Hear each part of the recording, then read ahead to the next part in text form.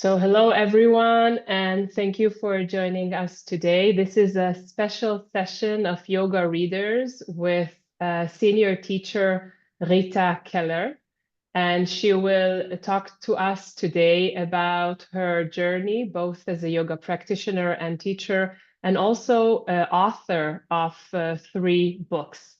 So before introducing Rita, for those of you who don't know her, I will say a few words about Yoga Readers, which is an online global community of people who are interested in reading books about yoga, especially about Iyengar Yoga. Until now, we have read 2 books by Guruji, by B.K.S. Iyengar, Light on Life and The Tree of Yoga. And next month, we are going to read Yoga, a Gem for Women by Gita Iyengar. And it's a free community. Everybody is welcome to join. We have discussions on a Facebook group. We get reminders through WhatsApp. There is a website, and the sessions are recorded on YouTube. So Rita Keller is an experienced Iyengar yoga teacher and author from Germany. She began her yoga practice in the 1970s and is among the first certified Iyengar yoga teachers in the country. She completed her training directly with B.K.S. Iyengar, as well as with Gita Prashant Iyengar in Pune, India. Throughout her career, she founded the Iyengar Yoga Institute Rhein-Aal, where she regularly offers courses and workshops. She has also published 3 books, including Yoga for Menopause, Iyengar Yoga for Healthy Aging, and Yoga for Motherhood, which personally helped me a lot as a teacher, but also as a pregnant practitioner. And in these works, Rita focuses especially on the physical and emotional needs of women in different phases of life. She is known worldwide for her precise and therapeutic approach to yoga. She gives international seminars and has made significant contributions to the spread of Iyengar yoga in Germany and beyond. So, Rita, could you tell us about what inspired you to write about Iyengar yoga and what challenges did you face in the publishing process? Yeah. So one point, Agi, I have to add, this is the new book released last year, and this is Milestones. So it is about a B.K.S. Iyengar, and this book, and I'm negligent as those things. I thought maybe you have seen this before. Wait a wait. So Rita is referring to her book, Milestones in the Life of a Master, 1918 to 2014, and his legacy beyond. I failed to mention that one. And I'll add in the chat a link to her books on her website. Yeah. So this is Milestones. And in this book, I cover, it was a wish also. Gitaji asked me to finalize this book because it was my real concern that everything has been covered by the Guru himself. So we have all books. But then at a certain point it stops. So this is a book from 70 till the end. So the milestones, how much he developed, and this is an outstanding, so for me it was a must to do it. And I think with the help of some, so it's, beautiful photos the last month before he died, and very, very nice things. So this is one thing. And then the other thing also, following Gitaji's wish, is I have started collection of material for a new thing, the last one, hopefully, then I have dealt with all wishes and orders. So this is about a therapeutic work. And this is the physical, physiological, psychological, mental approach and spiritual approach when we use props and when we align ourselves. And this was the last bit. She emphasized the word, please, please deal with the spiritual aspect. We see lots of books and we see only physical appearance. We see no aspect of a real spiritual approach. And this is true. It is really true that you understand a block like a block, you sit on and you make yourself higher, but you do not understand what it really does. And this is where I try so to follow herself and also Guruji, of course, to take you up to the levels where a block reaches. Yeah. So this is something very important. It's also in all the books actually. It is always about all aspects of life. Because when we do yoga, where do we start? Where do you end? Are you happy when you just said, oh, I moved myself nicely, I feel warm, I feel a little bit more contact with myself, but it should not be all. It is actually, we have to follow the Yoga Sutras of Patanjali, and this is Sutra 1-2, so meaning Chitta Vritti Nirodha. And this is the inward journey, and we have to understand we are on an inward journey. And it's not about making ourselves happier. Of course, a happy body, a good aligned body, is a good instrument. Yeah, and this where we work, it is an instrument. So using our own physical appearance and for the inward journey and preparing it for this. And this is why we have all the aspects in the Yoga Sutras. Yeah. So could you tell us, you told us what inspired you to write these books, which are the wishes of the Iyengars themselves.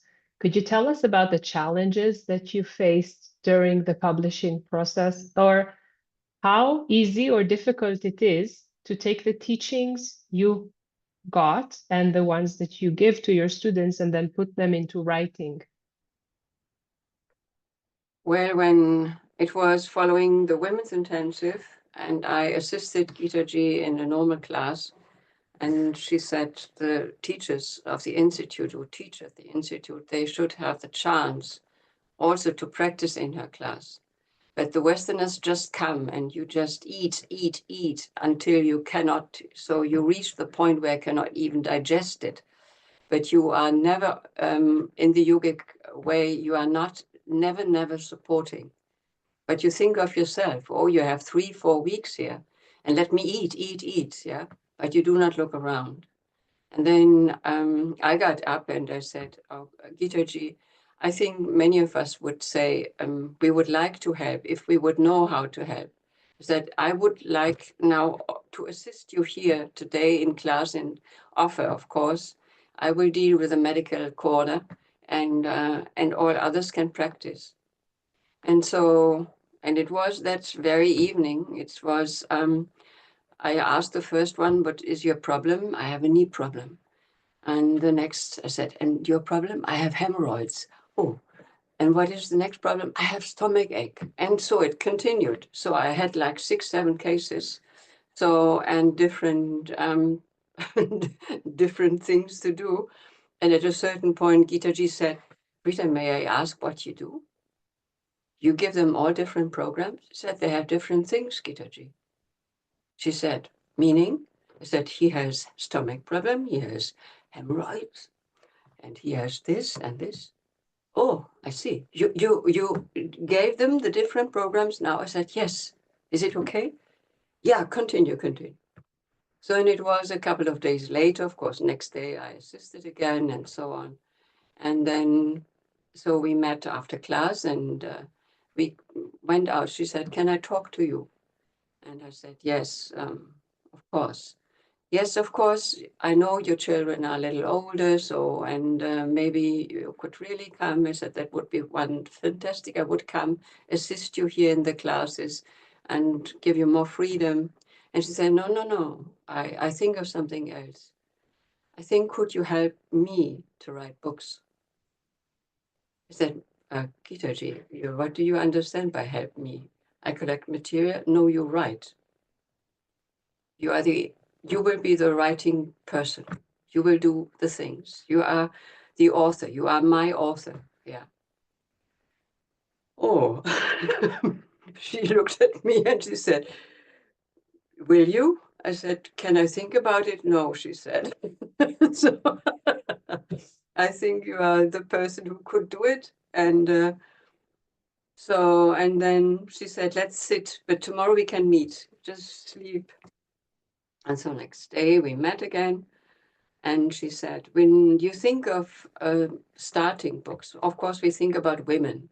90% of all practitioners are women. So we have to write books for women. And I wrote yoga for women, but this is not enough. So we have to open that chapter. We have to go through the stages. And then she said, if you would go through the stages, where would you start? I said, with the origin of life, with pregnancy. And she said, this is a good idea. By tomorrow, could you make out a table of contents? And so this was our job. So then when we did it, and Kerstin, my daughter, she is a doctor and also a senior teacher. So from, of course, small age, yeah. And also Kerstin had been at the Institute twice, once 1 year, another half year. So they know each other and knew each other. And so she said, of course, she could be of help. She will do the medical part and you do the practical part. So everything around that. Yeah, it was like this. So then I made out the table of contents. And she said, yes, well, go ahead. Yeah, and then it took a while, of course, until the book was done. And I had lots of material, like always, and the publisher, it was Sterling, they said, 2 books, 2 volumes. Guruji's first vote was no 2 volumes, 1 volume. And and it worked out like this. So English, and then I think meanwhile 16 languages. And so it's really, it's a book that is really needed. But it had not been done, and Gitaji asked, Rita, the next book, what do you think? So you see how it continued, yeah? And then we made our plans for menopause and all this, yeah. So she kept me writing. We were in close contact, and it was always she looked, or sometimes we had questions, so discussing things, or I had so much material. I had to skip so much material, yeah. I had more about psychology and, yeah. But well, your next question. Yeah. I would like to elaborate on what you skipped. Let's say in Yoga for Motherhood, there are different levels of practice. There are different programs. And I believe that in the beginner's level, you included the ones that are easy to comprehend, the ones that are easy to practice, also the ones that are easy to teach and are the most common. But what about the more, or maybe I'm wrong, and what about the advanced practices? Are there practices that you did not include because it's not appropriate for a book, or because it's too specific, or because it's too complex? In the field of motherhood, it was about safety. It was the headline on all of that. It was safety first. So I could have had 2 volumes just for motherhood, but then we compromised on certain things. But it was not compromising. I just shortened sometimes texts that was more like this, same with menopause. But it was, in motherhood, it was all about safety, everything. Because should be a safe practice, and still, you you see a photo and you think you have understood the photo. You have not read the text. And this is where you really have to invite students, mother students, that they really should read the text. And this is an important part for many of us. We visualize things instead of comprehending through all our senses. And this is even in class. The teacher has told something, but you just look at how he practices. And then when he says, but I just explained, and you yourself think, oh, I have not listened. Yeah, I must admit. Yeah. So he explained and he demonstrated. And this is many of us. You see a photo and you think this is understood, but you never see the exclamation mark. Please do not do when, do not do this way, that way. Yeah. This is also why I teach or I educate. But now in China, we have like a 3 year or 2 years education just for teachers, Iyengar Yoga teachers with extra now like a real educational system on motherhood and pregnancy and time after. And same I do now also for here in Germany, and we do it English, German. So this is an important part that the teachers they have to be clear. And when we practice with participants, we have to be clear that they say, listen to me and watch me. Yeah. Listen to what I say. Yeah. Sometimes one has to repeat together with a group. No? So you see now that person or that she is doing or he is doing this. Could you remember? Do some of you remember what I said? You said, yeah, don't lift that arm. Okay. Yeah, it's of course we are all same, no? We look at each other, we get an impression, no? I see a beautiful Agi in front of me, and I have an impression. I see the flower left and right. I see the Nataraj, and yeah. So this is it gives me an impression. I see the walls where you sit, yeah, and but this is my visual thing, no? Yes. So yeah. Well, you will come in September, no, to Israel. Yeah, hopefully. So getting to my next question, it's about the benefits and limitations of learning from books. Now, as I was preparing for your talk today, a friend of mine from Israel just met a new student who has been practicing from your book throughout the first trimester. And she reached the second trimester and wanted to get private classes with this colleague. And it was, for me, the question was, how was her practice? What did she get just from the book? And I was prepared to hear I was expecting for the answer to be, nah, she didn't get it. And my colleague said she actually got it. She listens to her body. She read the book and looked at the photos, and she really got a good idea about what to do.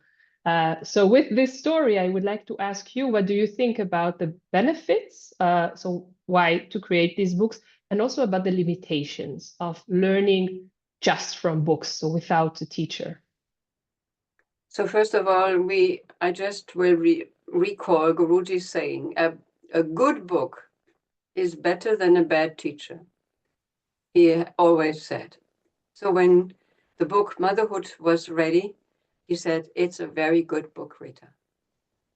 When Menopause was ready, he said, it's a very good book.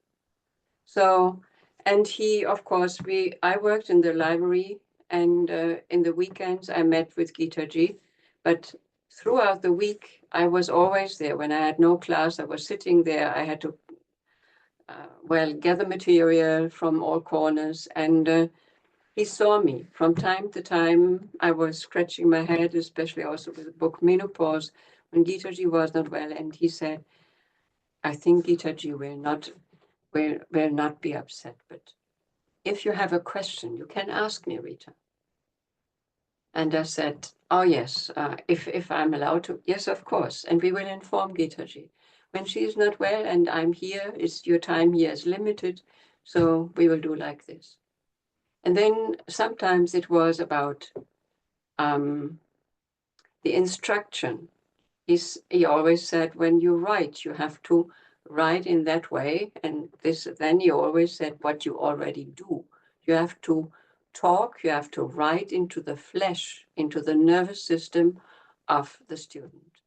It should not be higher than or outside of their body, but they should feel, rather, when they read it, they should feel it inside. And I think this is something what we have learned from him, because he also talks into our flesh. He always talked into our flesh. Gitaji talked into our flesh. And you never had to filter it through your brain. There was no thinking about. We never had to think about what was said and then scratch your head and think, how can I do? Or do they really think this way, that way?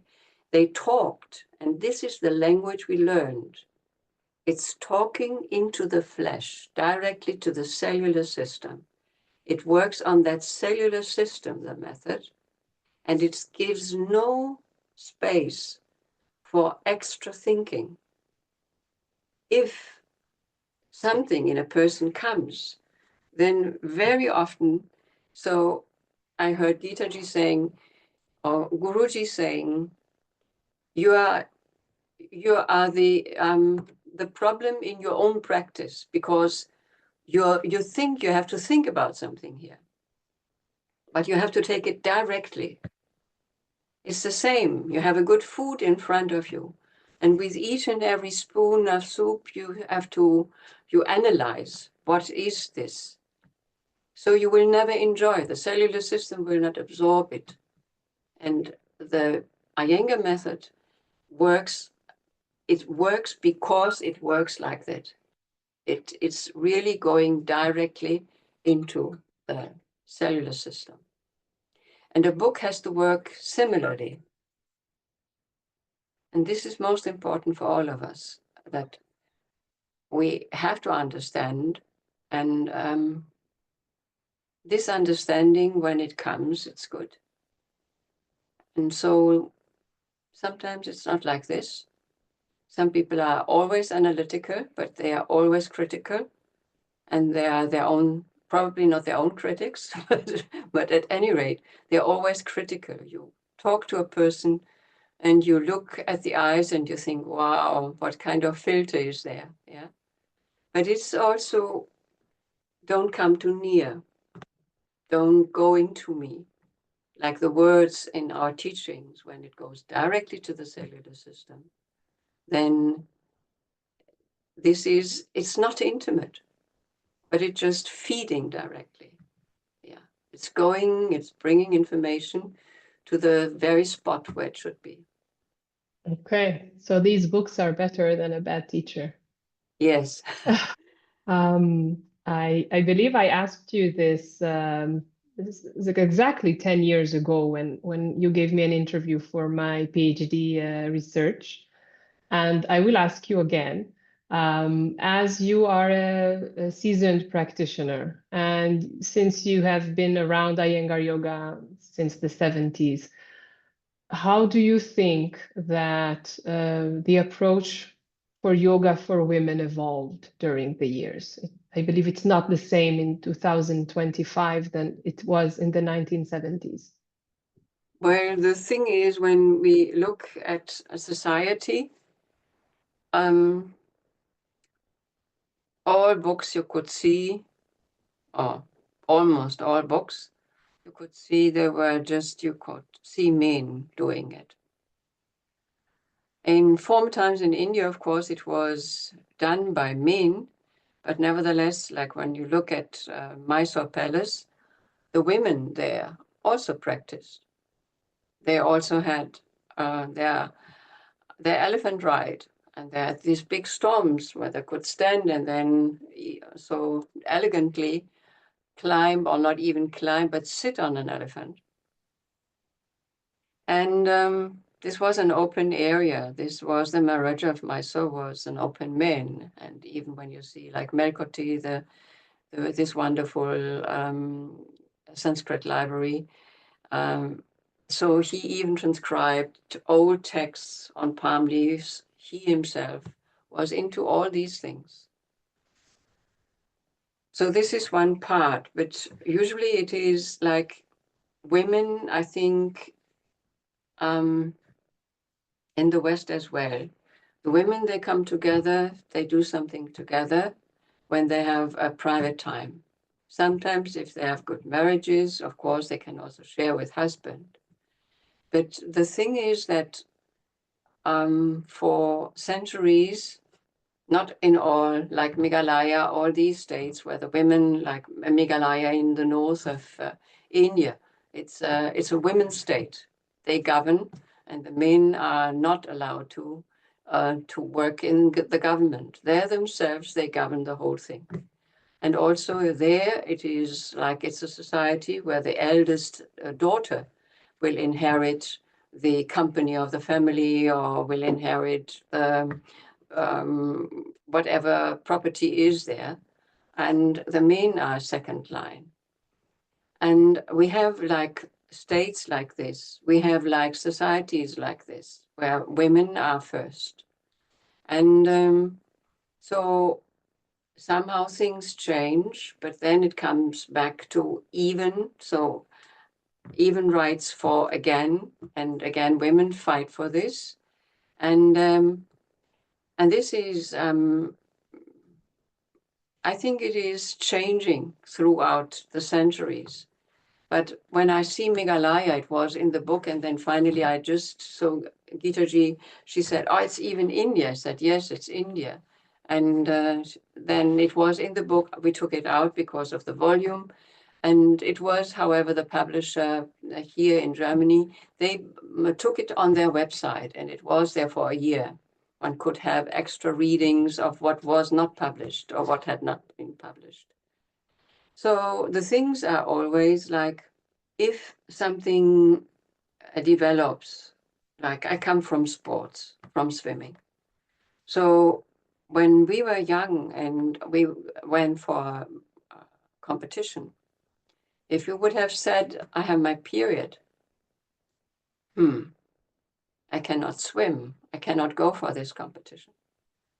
You see, this was such a conflict in us also, what to do. And of course, nobody in the field of sports liked that question. In Eastern Europe, in Eastern Germany, for example, it was always a saying, they all took hormones and they suppressed everything. We did not do, but many things we have just done, although it was a drama for us, because you cannot have your period and go for a competition. And so we are different bodies. And the different bodies, and we have like from nature, we have different orders. And also, of course, this is not only orders, but it's the range of things we can do, a man and a woman. And this has to be acknowledged. And of course, very often due to these facts, or they should stay at home then they were suppressed, sometimes not, yeah. Sometimes it was taken care of them. But this is, again, we are in a new period of a new age, so to say. The women can organize themselves in a better way and talk about things in a different way. So, like, of course, you cannot have a competition. You have 4 women, no, for swimming or running or something, and they have different times with periods. So you cannot have a competition there. You have to find rules for this. This is very difficult, yeah. But nevertheless, also men, of course, have a biorhythm. and also a man is negligent as regards a biorhythm, they also go up and go down, and they go up, half up and down again. So this biorhythm has to be followed by all men and women alike, so by all creature. And this is something when we say, so you learn, you study yoga, for example, and you study it, of course, you cannot say today I'm not doing, but of course you will not do inverted postures at least. You will not do twists, no back bends like that. But you can be there, and in between you do your passive work. But my generation, we just did. We never said there's something I had to take care of. And but we learned throughout the years also, like Guruji supporting us. It was not Gita supporting us. He said, you have to take care, because he was the first yoga teacher in India who taught women. And he knew about the problematic situation when they have their periods. So, of course, it was sometimes it was like a punishment when it was said out loud, no?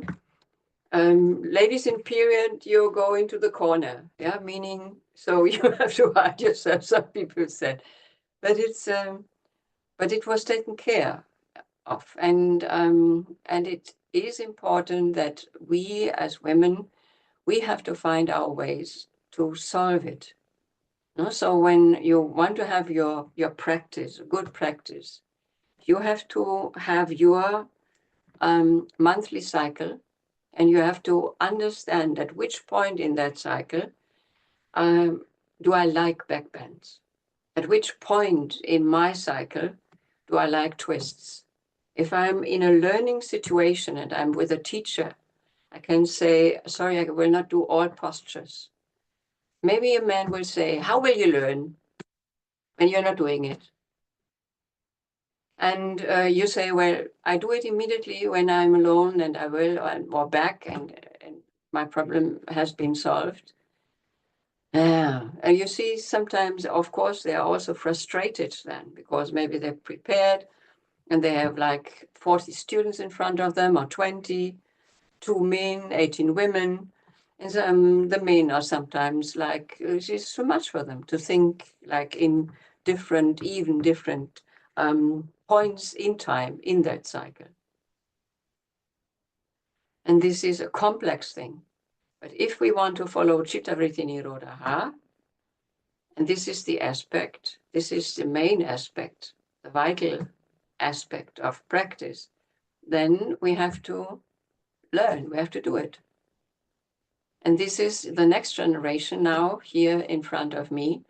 Again, you have to take care of that. Of course, it would be not on the physical level a problem, but it is on all levels the problem. You will be tired. You will not get the juice out of it, what really is possible there. You never will get that. But you have to find really in your own rhythm, you have to find the right time for the right thing. Like we often say also in daily life. It is not always good to have like whatever, a good meal. No? So sometimes we do fasting. It is also point in time. Yeah. Thank you for that. So, but you came back from your, has it changed? No, it is 10 years ago. We had that interview, and but in writing itself, of course, menopause is, of course, it's also now 4 years or something. But the pregnancy book, it was actually it was the seminar with Gita Ji we had, when she made out the times and the periods in the life of a woman. And she insisted on this. And we talked about this. I said, I come from swimming. What could we do? She said, this is a difficult question. I said, with some, the pelvis was so heavy. I know Eastern countries, they had like helium down in the anus just to keep the tailbone up in breast. Yes. Yeah, all these things, you know. In the Eastern countries always had hormones. They suppressed. It was not in our time, but so not here. But don't come from the East, I'm from the West. But we knew it because when we mixed up somewhere, you heard that story. And you could see finally, when you see how high the pelvis comes. Yeah, of course. But this is, yeah. Yeah. Within Iyengar Yoga, was there a change, or was it the same message coming from the beginning? I must say the guru always took care. But when Gitaji came into the picture, and we asked for this women's intensive. But these were all stages in the life of a woman. And and for us, it was, from each and every country, only 1 or 2 were admitted. I was the only one for Germany. And you can see then how to multiply it. Yeah, so we were like 50. Nobody was allowed to enter that hall. Gitaji locked the doors, but she could not help. It was the 3rd or 4th day, I told you the story. Then the door opened and it was Guruji coming in. And he was practicing and he talked non-endingly about his vagina. And he showed us his vagina in Shishasana. Can you see my vagina? How I keep it up, how I bring the center of my perineum up. And of course, finally we laughed and he said, but well, now I feel like a woman, like you. Yeah. And so it was, but Gitaji, it was difficult for her because she had laid out her plan and he came and also added. But of course, for us, it was very vivid. It was about, I never forget about, we worked on breast cancer. It was just one lady asked that question. We worked on breast cancer and about certain things. And he said, very softly, he said, Gitaji, I would like to add, may I? And she looked at him and she couldn't believe the soft words. But then, and it was, yes, he talked about fascia. Yeah. Very good. Yeah. So all these things. So the things develop, but I think he was happy about it, that since so many women studied Iyengar Yoga, that there was more emphasis on the special aspects in the life of a woman. Yeah. My next question was about a request for you to share a memorable moment of teaching from Gita Iyengar, but you already shared so much. But could you say maybe something about the difference between how she was perceived as a very harsh teacher, sometimes shouting, and then the actual person she was when you met her one-on-one, or when she was teaching you at the institute? I felt a great gap when I had interviews with her, but maybe you had much more meetings with her. Well, it was like 2 people coming together, and the only aim is to do something good, yeah, and to just work. When she came back and she, sometimes she was tired, I saw this, and I said, you are tired. And it was also a time when Guruji said, if Gitaji is too tired, I offer myself, if the 2 of you accept it. And then I transported it back to her and I said, he said, at this point, this and this. Okay, yeah. But then when she got out of herself again, then she came with wonderful aspects. And I think there was a difference, of course, when she taught. For some, she was too harsh. But she was a loving person. And but she had lots of fire. you know. And sometimes she said also. So it was, but it was never like this. That it was just a temperament. You know? That moment to say yes. Okay, we would have said yes, but I will never forget. It was one women's class, and in Shirshasana, one of the senior teachers brought a student, and all of a sudden a big scream and everything, and the student of my friend, so my friend's student, she vomited in Shirshasana into the hall. Yes. And Gitaji, she got loud. Go away from her, go away, bring everything, cleanse that area and do this. And she said, who is your teacher? Was the first question. And we thought, is this the first question? But she was clear about it because she said, who is your teacher? And she, that name. And she said, has she never told you when you practice inverted postures not to have breakfast before? Did you have breakfast? Yes. Can you see what happened? Can you do an inverted posture after having breakfast? Can't you restrain yourself? Can't you keep yourself away from the bread and all these things?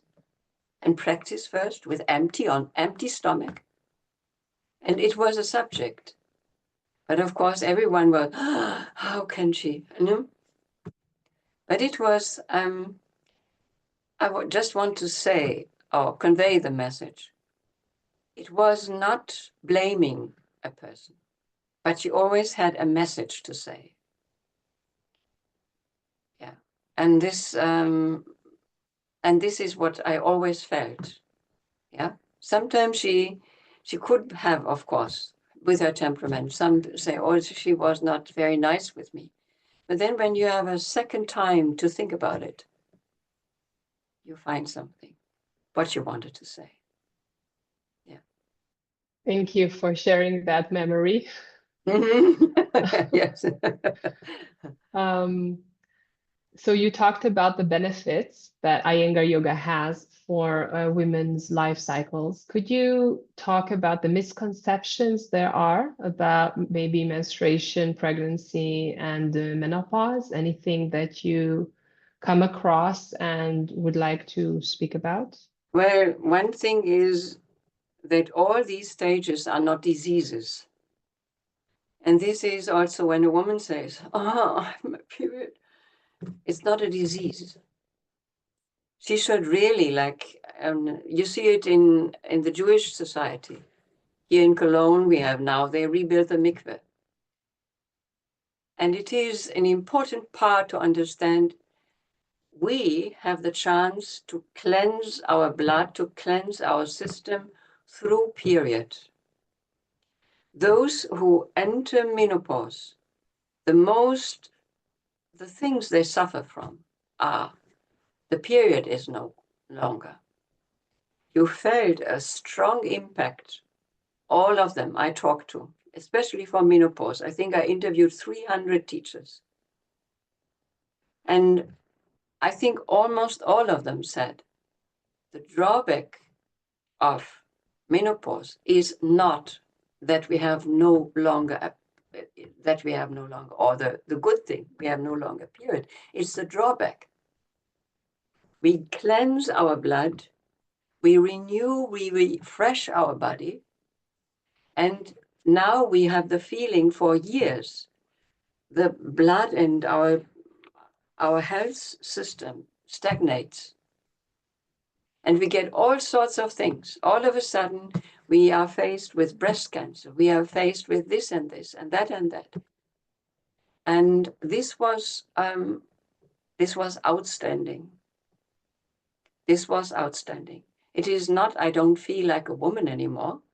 It was about the cleansing aspect of period, renewal of blood, And then also the celebration, and when you do it, for example, no, everyone can see now the period is over.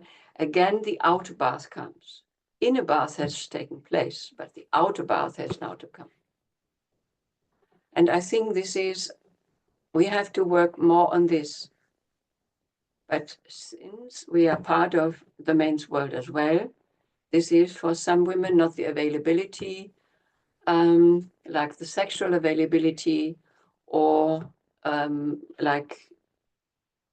mindset sometimes is a little different. You pull yourself more into yourself. You are not so extraordinary outside.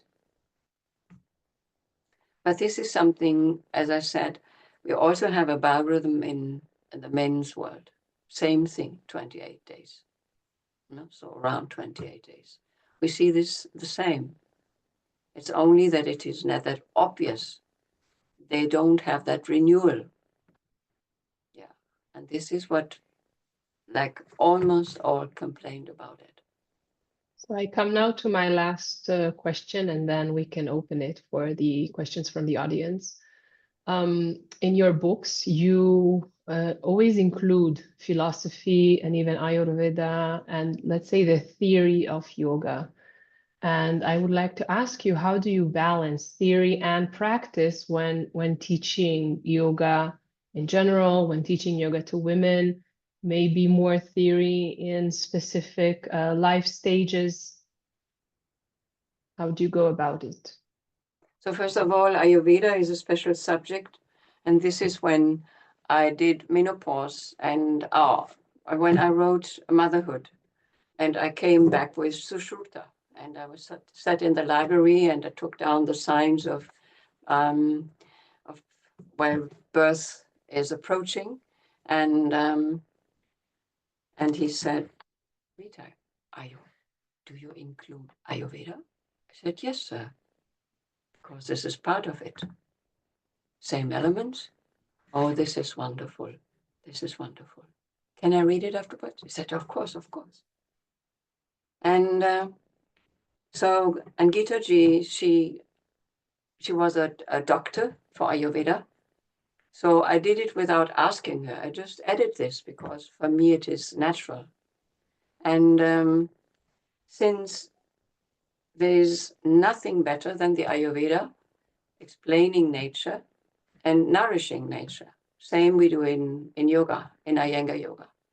And Iyengar Yoga is very much based on the elements, of course, very much based. And the philosophy, you can, of course, always have a lecture. Sometimes I sit before a class starts and I just read out something or I explain something. And this, I think, teachers should do to give a better understanding. And also, like when you see Menopause, for example, and it was an interview with the guru I had. And I asked whether I could ask questions for that book. And he said, yes. And I asked Gitaji, and he said, this is a good idea. So I asked about all these things. And then you come to philosophy. And he explains also the two hemispheres in the brain of a woman, the two hemispheres in the brain of a man. And to understand, give a better understanding of all these things. The philosophy has to be there. Because when, like I referred now 3 times, I think, to Sutra 1, 2, but to differentiate between gymnastics and yoga, how will you explain? What does it mean, a silent mind? How do you reach that area? How do you reach there? Is it just you want to keep your body healthy? Of course, this is a beginner's, this is the aim of a beginner, probably. Nobody comes to you and you said, well, I experienced this. Nobody comes and said, why do you come? I want to be enlightened. Yeah. So, of course, these things are sometimes they are there. And all of us laugh about it. But it's an important part to understand. So why do they come? What do they expect? And I think these things are very important for us because we cannot explain better. They are short, they are verses. Yeah. So it's not a whole story you read out, but it's just a verse. It's a terse verse. And this is so important. It's short. You can write it everywhere. And it has to be explained in the practice itself. They have to experience it. And I think the philosophy has to be there and not separate from the practice. This is, for example, why also the book Milestones. So what is an asana? What is asana? And then understanding the whole philosophical concept behind it in our method. And in the method of B.K.S. Iyengar, I say our, but it's his concept. And we develop further, of course. We live in it. Yeah. This is, you live in it, you develop, you spread out into it, into the system. So it's important. It's not a better gymnastics, and we are afraid of, we might turn and we might, well, not attract so many customers. Then I just talk about customers. But to attract students, this is the main thing, would like to study for themselves. Benevolence in us, yes, I accept them all. But then when we see they expect too much physical thing, also to make it a point, I said, look, of course it's physical, but I need your mind there to go there. And if this happens, it's good. If it's not happening, better go to the gym hall. Yeah. Okay, thank you very much, Rita, for this talk. And now I open the stage for questions from the audience. You can, it's many of us, so please just raise your hand if you would like to ask something or write in the chat. And if you are asking a question, please open your camera if possible. No question, no. Give them a moment. Please. Question. Thank you. I have already sent a question in the chat. Oh, but then you go first. Yeah, that's what I said. Raise your hand so we don't have two at once. So first it will be Asa and then Esther, okay? Yes, thank you very much, Rita, for this lovely talk. And I wonder, I remember that you have told us earlier about your work about breast cancer and that you have been part of a project about yoga and breast cancer. I would love to hear more about it, if possible. Yeah, it is a project. Actually, we have like a couple of projects. I just bring it. So it was together, you know, that in one book, Healthy Aging, it is Professor Dubosch. He writes the foreword. He is a student of mine, or has been a student of mine for many years. And he is the Dean of the University for Integrative Medicine in Essen. So this is integrative medicine. I work with them together, I think, since 25 years, or 20, 25, 30 years. And yoga has always been a project there, because yoga and integrative medicine you cannot do without yoga. So what kind of integration then is it? So in this field, we had with them, with the University of Duisburg-Essen, we had MBYC course, a mindfulness-based yoga coaching. And this was for many years our project.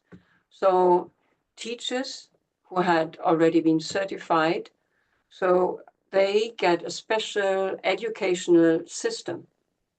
And this was mindfulness-based stress reduction, all of you know. So it is, of course, it was The base was this MBSR, and we developed together, like myself with Dr. Anna Paul and Professor Dobosch, we developed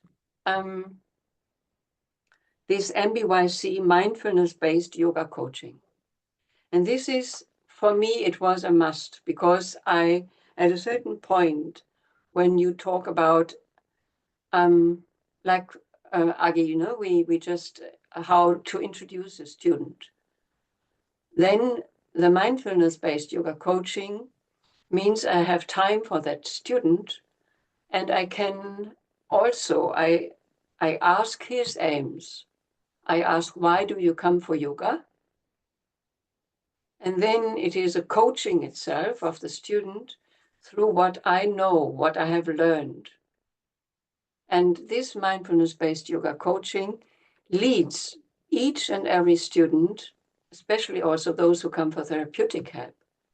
They have to give their aim, and we see what can be done from our perspective, and we talk about it. He talks about his experience. It is not he comes to class and then he goes and says goodbye, but the contact is different. Meaning we learn in the field of normal teaching, but especially when it comes to disturbances. I learn a lot. And so I can always talk to all of them. Is your sleep now today better, or whatever, has that developed? I want to see on the physical level, on the psychological level, on the mental level, on the emotional level, do things change? They are all levels are included. Some say, isn't this too much? And I say no, because most of those who come to yoga is not because they are curious. Many have a reason. And I like to know that reason, why this person is with me. Meaning not that he can always say, now, you know, I have that problem. But then I can say, yes, we talked about your problem, but now you have to deal with yourself. And this is very much learning for ourselves. And of course, it's learning for the student. And this is, I think we had three consecutive educational systems like this. And again, we think to renew it also, not to think to renew it, but actually to include it better in a teacher's training. And this is why Dr. Anna Paul always has at least 3 days in complete days for this kind of development with the teachers. This is one thing, yes. Second thing is, this was asked by each and every year, 1 to 2 seminars for those groups who deal with breast cancer in Germany. No? So like societies, breast cancer societies. And of course, there's a wish.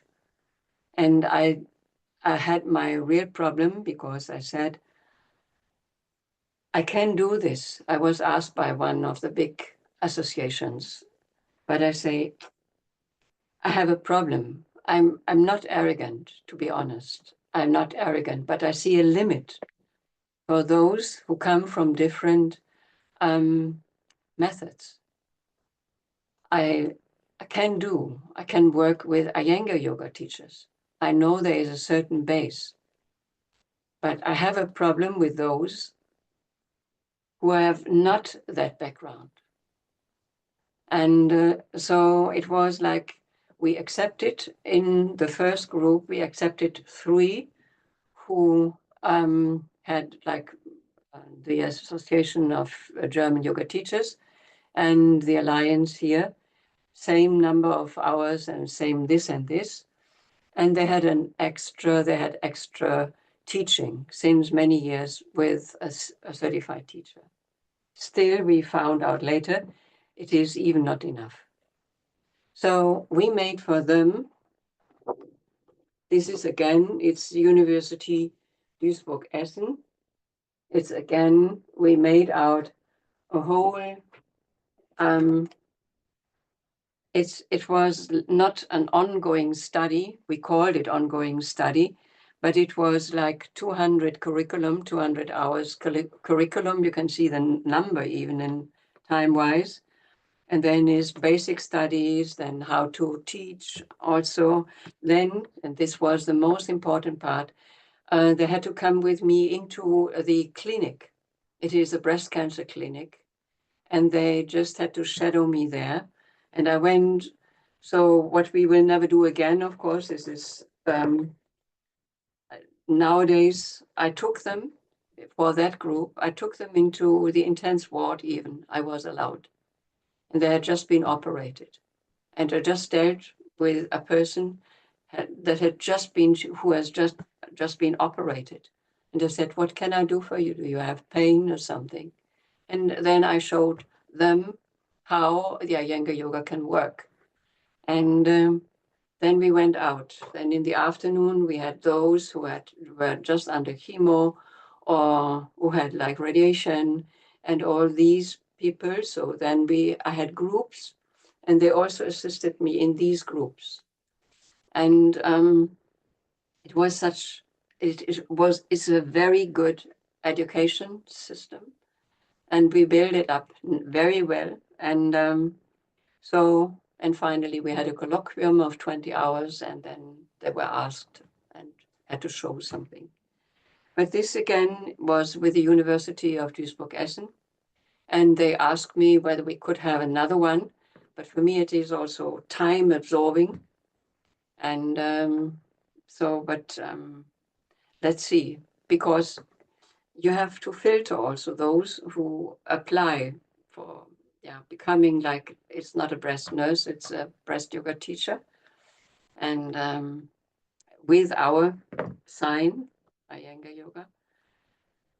So we will do what we can. But at any rate, we did it, and they are outstanding. This is the integrative medicine in Essen. Yeah. Professor Dobosch, very, very good. Yeah. Dr. Anna Paul. All of them. Yeah. Yeah. So actually there's another thing probably you might be interested in. So with the University of Bern in Switzerland, and we had now a study, and this has been finished, study on menopause. So this was a study on menopause, and so I was the boss of the application, what we did. Yes. And I think this is done now. It's the last week. And this also was very successful, I can say, without seeing the results that come out next. But you could see what I heard was, yeah. And so I do what I can.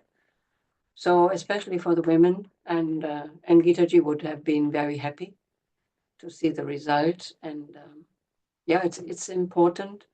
But of course, these things are all, you do it because you have to spread out things. No, this is not when people say, and what do I earn?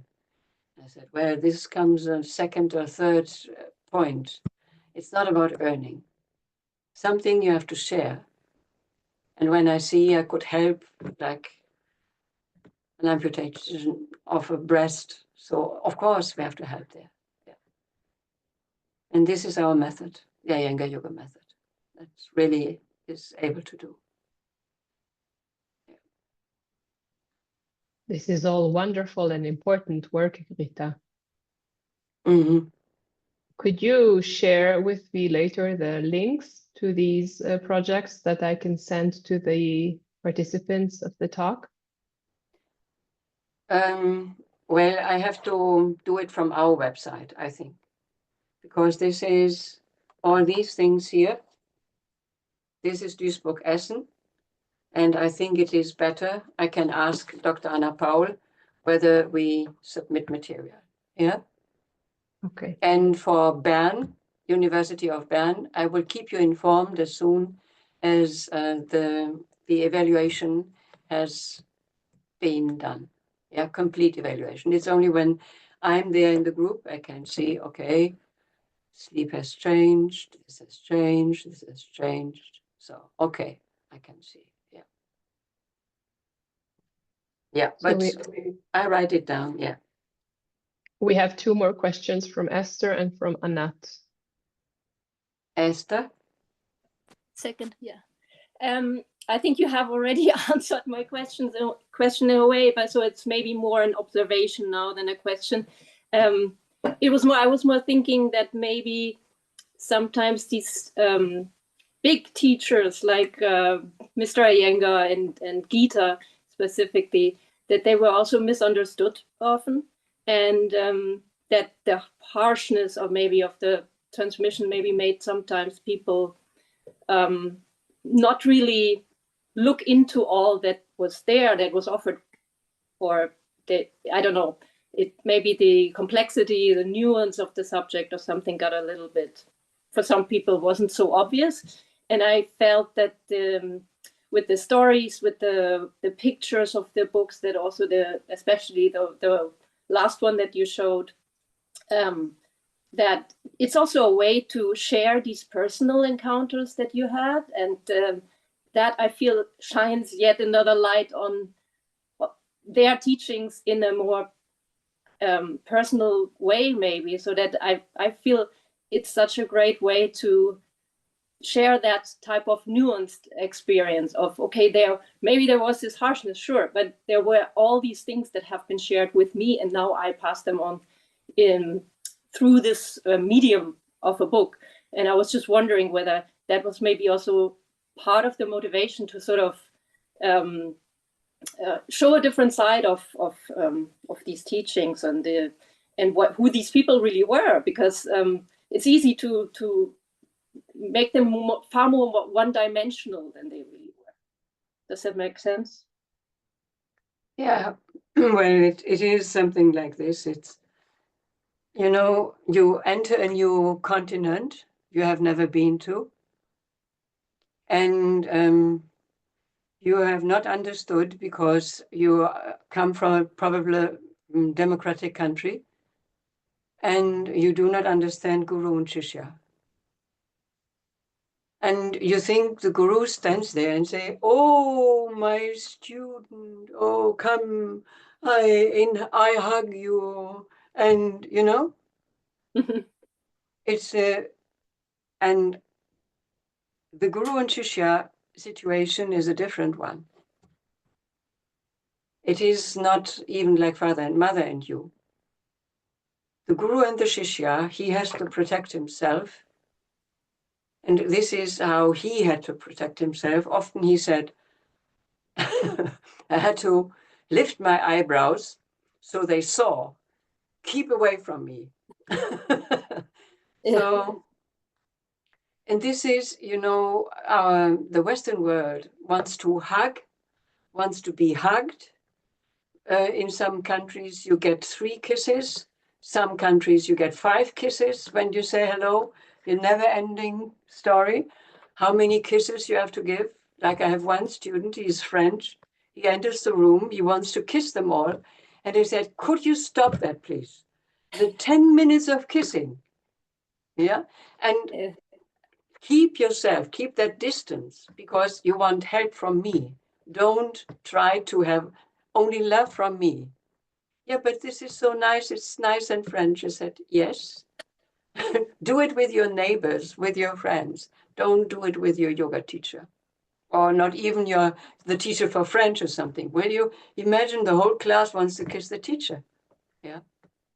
But this was, we always have to see who comes to yoga.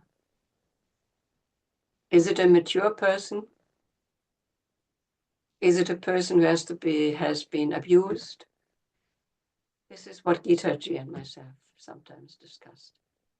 Are they at the institute because they experience abuse?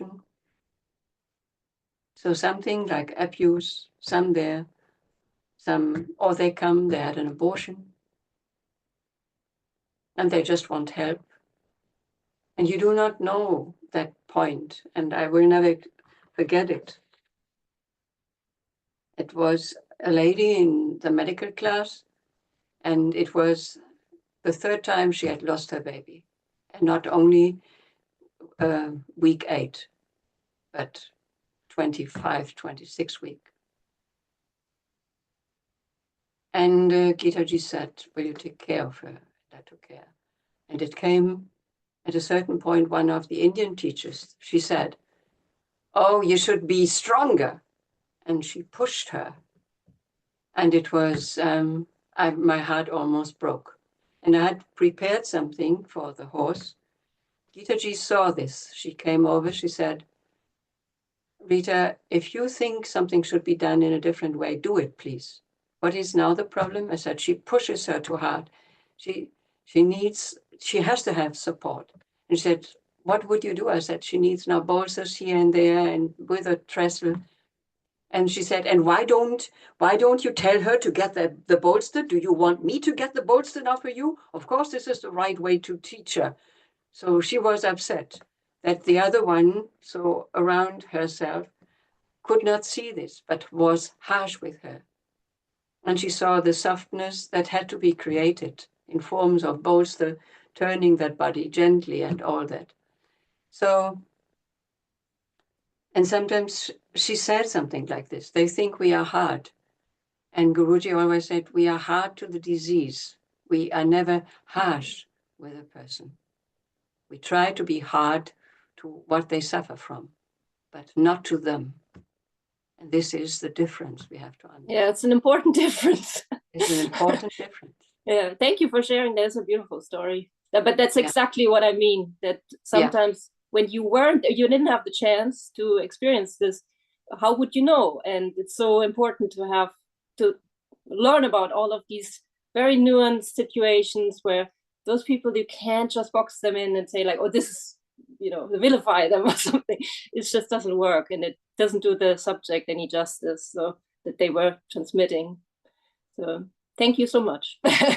Yeah, thank you for that question. Yeah. We have a question from Anat, and then from Nivi, and then Stella also put a question in the chat. So Anat, you received your answer. Okay, so then we have Nivi. Hi. Hello, Rita. Thank you very much. Nivi, there you are. Haven't seen you for such a long time. Right. So it's great to see you and hear you. Thank you very much. So now I'm in the stage, I'm working a lot with your menopause book, which is very, very helpful and abundant information. And thank you very much for putting that together.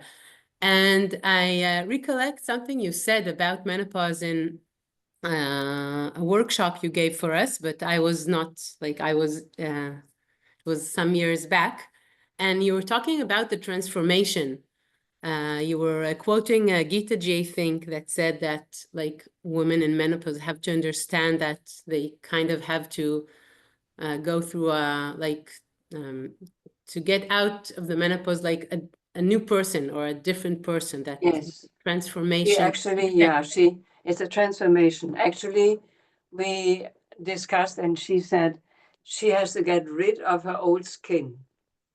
And she has to come out as a new shining snake. She has to remove the old skin. That's it. This is also what we wrote in the book, finally. Yeah. Because she said, nothing to add. Have you added the... And I said, yes. Yeah. Yeah, because it kind of sits in the back of my mind now in the last period. And I was wondering if you could elaborate on it a little more, or... It's a new stage in life. So you have been fertile for 30 years or 35 years. You heard your mother saying when your period came, it's the first period, now you are a woman. And nobody of us wanted to be a woman at that time. No, we were still children. Yeah, adolescents. And this was something, oh, mother, oh no, this is difficult for me. I know that I said, why am I not a boy, Mama? And she said, well, it is because you are a girl. And I said, and my sports and all this, you will have to deal with this. So, but now you, yeah. And then she explained about period and all these things. And we go through that whole period of fertility. And this fertility thing is a thing in us, because this fertility thing gives us lots of strength.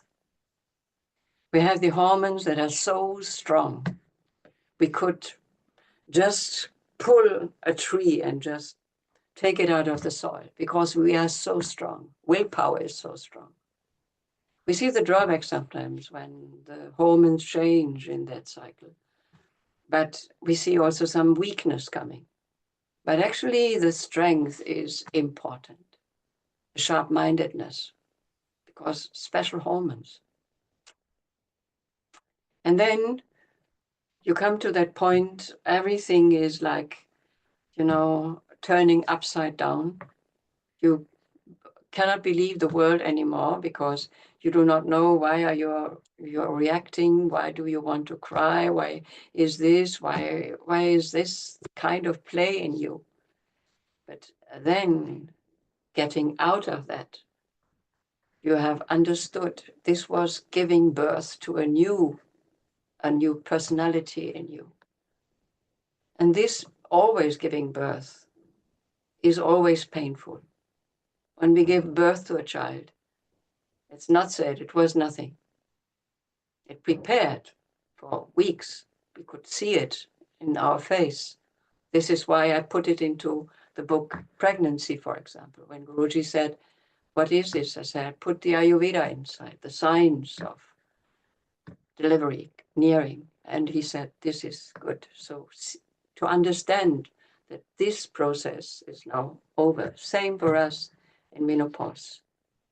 It's a little, it takes also a longer time. The period will stop, but the mental, emotional, physiological, all these things take time. But when you have reached that point, like I had one of my teachers, and I think it is, I'm allowed to say, Jean Maslin, she said, when she has reached postmenopause, she said, a new life, clarity of the mind. So many things changed. And I would never go back, she said, never go back. It was just wonderful to be not so much determined by hormones, but rather by your true self. And this is what we discuss. This is, you come out as a new living being. You have to just put, and you get rid of the old skin. Yeah. Okay, But thank you. it's most welcome. Yeah. Thank you for that metaphor. Yeah. Stella posted a question in the chat.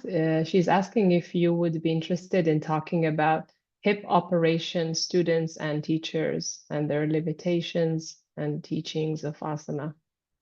Well, you think if I can talk about hip operation, but is there another question? Let's ask. Yes, Oh, Natasha. Natasha, I see, yes. Yeah. Hi, thank you for this talk. It's really nice. I wanted to ask, it's not related actually to the periods that we as a women go through, but it's specifically something for the ladies. I had myself experience, and I see the students also. If you can say something about this in inversions, it's more a practical question.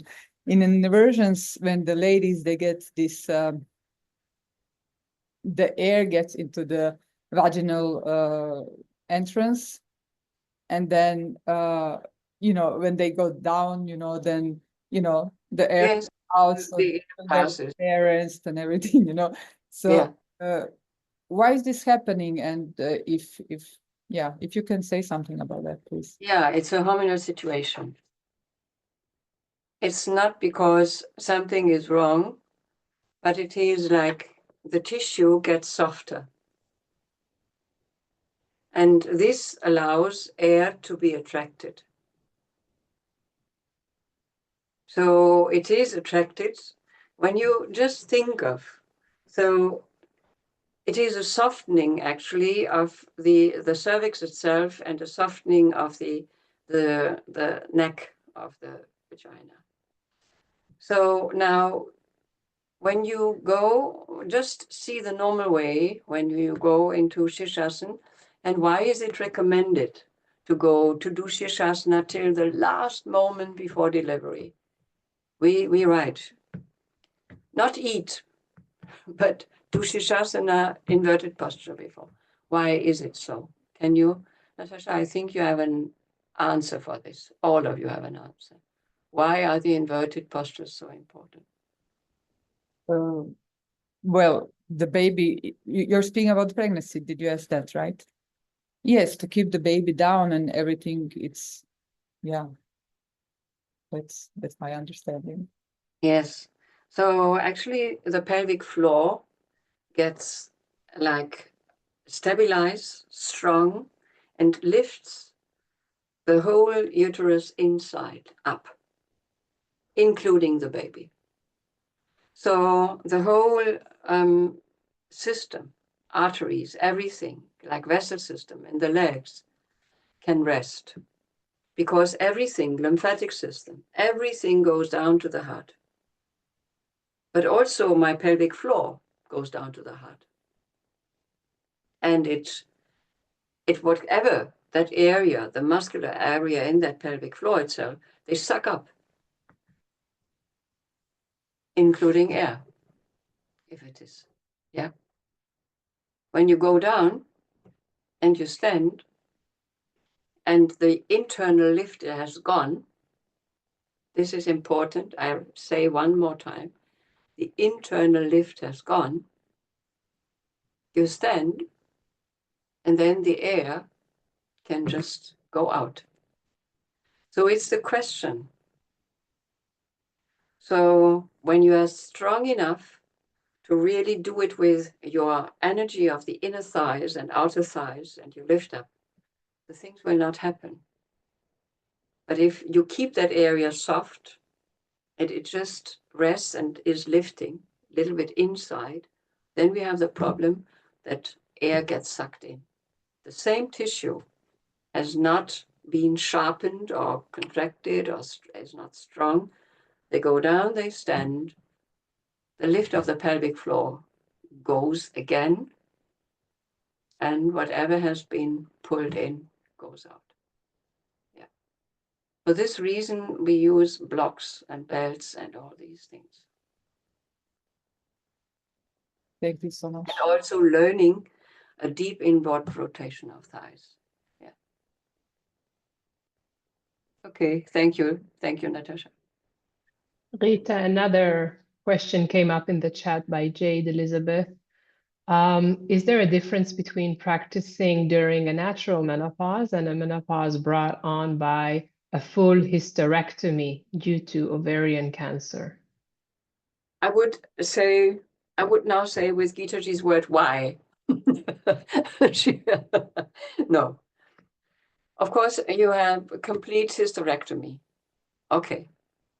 But then there is even more to do, like Natasha's question. This is like they are interdependent, interrelating also.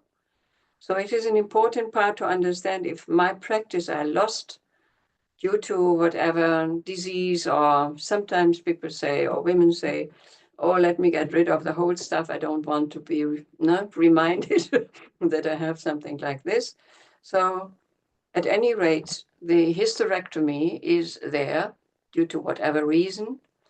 And now you have to see, because the organic body could support so far, if the organic body was okay. If, however, you had already like the uterus was not lifted enough and was too much down into the pelvic floor and all this due to many births and whatever. And it's the thing is, you should, I give you an example. When one of my students, he lost his arm in a machine, and he is an excellent teacher. He became an excellent teacher. I took him also to Guruji to show him. And I learned already, I'd learned always, the arm that is gone has to be treated like existent, because the whole nervous system is still working on that area. We have to invite the nervous system for that side. Guruji supported that idea. He made it even deeper. And I, myself, I learned also when I studied that to say, move your fingers of your, if the left arm had gone, move your fingers of the left arm. I cannot do. Yes, your brain can do, of course. This is how prostheses work. And here the same thing happens. You are more responsible for the ovaries that have gone, which are no longer. You have to treat your body as a complete body. And this is most important for us to understand. Even if there is no uterus, nothing, complete excavated. A breast, can I say, this breast has gone, breast cancer, treat that breast. You have to treat that breast because this breast is there. The cell memory is there. There's nothing in your brain saying this has gone. You have to work it because we work on Ida Pingala, we work on the two hemispheres of the brain. We work on two sides always. So whatever is lost is still there. And this is most important for us to understand. So if something is gone, it is there. It is, you cannot see it anymore, but the cell memory, the nervous system, everything remembers that area and has to remember so that we stay healthy. And this is when you see, when you worked nowadays, they are so efficient as regards prostheses and all these things. And they bring into a completely